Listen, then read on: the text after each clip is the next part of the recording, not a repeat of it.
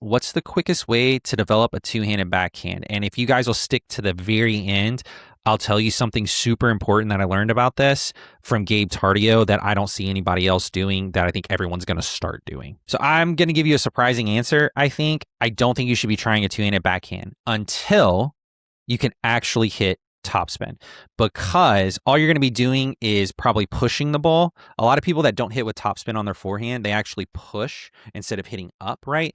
You're going to be doing that with your two-handed backhand, and it's going to give you a really, really bad reinforcement of a pattern, right? A bad habit. You're going to have to break that.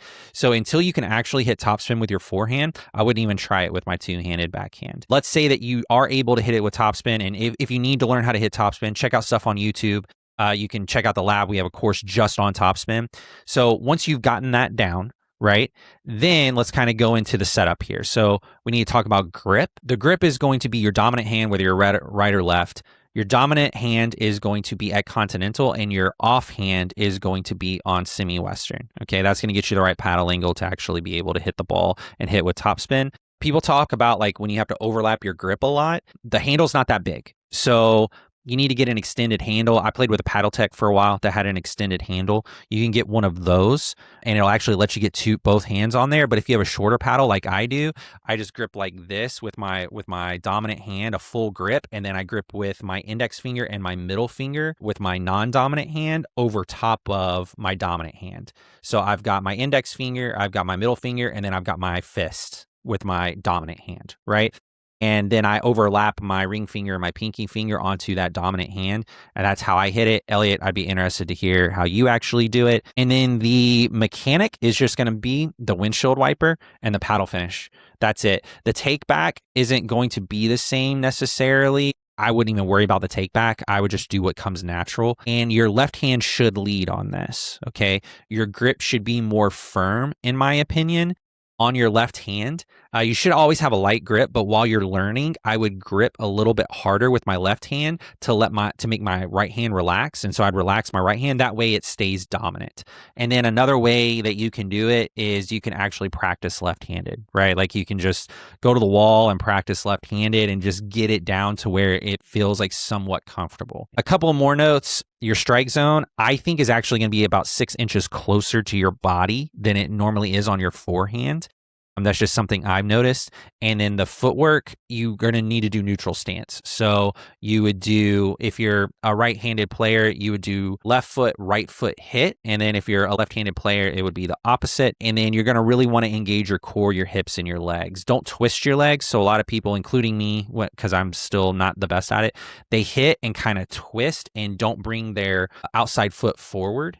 They kind of leave it behind their leg. Always bring that outside foot forward after you hit. And then something that I don't see anyone talking about is ready position. This is in volleying. Okay. So when you're volleying, a lot of people just go ahead and put their two hands on the paddle. I think you can do that. But if you get a hit to the chest, I know a really good player, he's really good with his two-handed backhand, but when he gets a ball to the chest that should be destroyed with a one-handed backhand, he ends up hitting with a two, getting jammed and popping the ball up. So that's where you speed up to him if you can. He slides, but then you catch him on the slide as well and just predict that and get him in the chest again.